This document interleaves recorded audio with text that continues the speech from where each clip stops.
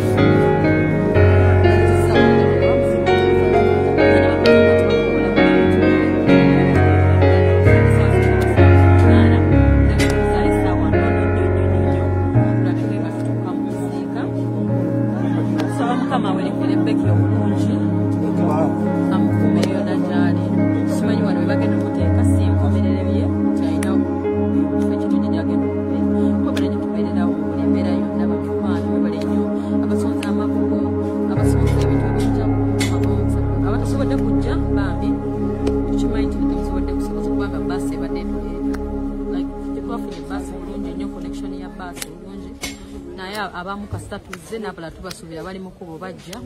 mwebali nnyo mwebalire ddala mukama batuweera emikisa batiktokers bannaffe be twazze nabo mukama bawe emikisa naye nga muganda waffe essaawa ena tugenda kuba nga tumuteekayo era vidiyo nja kuba ngibawa mu maaso nga tuli maziika essaawa zino kubanga bali mu kusima ntaana tubeeyanza ddala mukutu kakati we tutuukidde wano olwaleero baganda baffe abasinga bavudde e Kampala kwe kuli Fidi ne batiktoka abalala bazze okubanga bawerekera ku bayibawe neyongera okwebaza abatiktoka olwalaavu gye mulaze kuba basinga abazze wano naddala benakala ba media houses ez'enjawulo ba tiktok kozi ne ba blog ab'enjawulo kyembadde mbuuzaako Fidi olugenzo olubadde lutya mukwano? Olugenzo lubadde lubi tetufunye bwe yatukaganyisibwa obe okutusumbwa twagende saa 12 kama kiyambe ne tutambula bulungi nnyo. Kakati oluvannyuma lw'okubanga olunaku luli mwali e Kampala nga mugezaako ku nsi z'ebweru eyo nga bagamba bakiikirireko abava mu nsi z'ebweru saabafunyeko naye abansindikidde obubaka nga bakungubagaiza kimabugo babaddewo abamu fan class ba ttiimu yange newabeerawo ne ttiimu ya Deno abusofa lwakafuna munnange nga we wagenda ogalamizibwa omwoyo oba omubiri gwa muganda waffe muto waffe Becky obadde oyinza kuwa bubaka ki abantu abali mu kwogera naddala ebigambo mu mbeera eno eriwo kuba embeera gye tulimu ndabyeko abantu ab'enjawulo oyinza kubawa bubaka ki abantu aboogera ebigambo ebitakwatagana kibeera beta nnyo n'oba nga gwe waliwo mu ntandikwa ddala ddala nga ne story eno omanyi gye yaviira okutandikira ddala ng'olyoka osala ekigambo nga bw'okyagala omanyi oyinza okwagala okusanyusa emmeeme eyo naye n'otafaayo balala bayinza wulira batya naye mbasaba bw'oba tewaliimu kintu kinene mukwano tamanya abantu balala kuba tumanyi wa gye byatandikira wa gye byava ovuddeyo olwokuba olina kyolabye waneeno omuntu essaawa yona bakujyotekako ekigambo nze nina tiktok yanjotekako ekigambo mbu tukolagana naye nga tekibanga nawo naye ensi yonna kyemanyi kitegeera bwetyo negamba bulijjo mukolagana nga mutulimba essaawa yona bakusibako ekigambo naye nga tokimanyiko mitwe namagulu sekera okwogera ebigambo byemutamanyi olwokuba nga waliwo ebigambo ebimu ebivuddeyo mu mazika ga Becky abantu munnange twakulaba mu mbeera ez'okuba nga Becky okutandikira ddala eri emabega mu ddwaliro ebyatambulanga era gwe kyemmanyi ena sitoola empanvumuuko okusinziira ku bantu abalala gye tutagenda kufuna ssaawa eno Becky ebbanga lye mwatambula naye mu kaseera ng'akyali mulamu omugenzi gwenjogerako ssaawa eno bubaka ki gwe bwe yakuwa kuba yali akutwalanga wa famire bw'oyinza okushyaringako ne public bwe yakuwa mu njogera like bw'oyinza okushyalingako mu public Becky nga ye omubaka kubanga engeri gye yali mwana muto talina bubaka bwe yampa obanga engeri gye ssaabiranga naye nga nsire just kumulaba just call ku birthday yeyakodinga ka video ka audio nagamba Aunt Phoebe jangu bambi obeerewo ku birthday yange biki so nanyigiriza nnyo obudde abimaki nali ndi busy nga ssuubira nakujja nenyigiriza okale olunaku lwasemba kwogera naye wasemba kwogera naye sasemba kwogera naye nsitukire bane ku ssimu naddamu nenjogerako naye waka video nandikodingirako ka video nenzirayo nenkola live ku dina ye waliwo dina ye nenzirayo nenkola live then oluno olunaku olusembayo alyokafe twagendayo mu ddwaliro naye jasi yali tayogera nga yebase kozi nayongera okubajjukiza nti tuli ku mukutu gwa Facts and Truth tuli ne Phoebe tikitoka era abadde famire member mu mbeera eno ey'okuyamba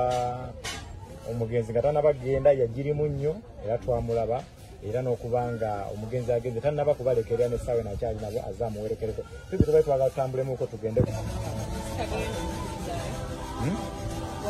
awo wewasuubira okubanga bagenda kuteeka keesi ye nga bali mu kubanga bamusabira gwe sala kigenza osabira ku Becky nga n'abalala bakyajja Becky talina sala yonna nzamukakusuwa Becky emanire Katonda kubanga abadde amwagala nnyo nnyo nnyo nnyo baye essaawa zino tewali sala talina byekola wano ku nsi wabanga yakikola bulungi kati kiba kiwedde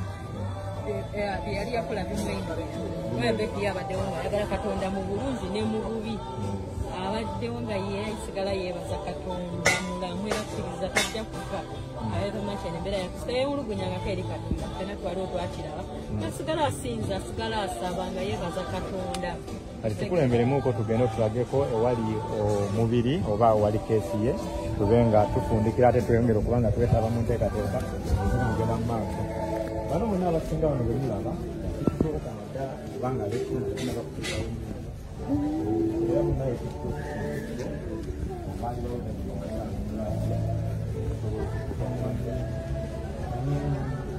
osobola otuukawo okwamunda tewalaja embeera eriwo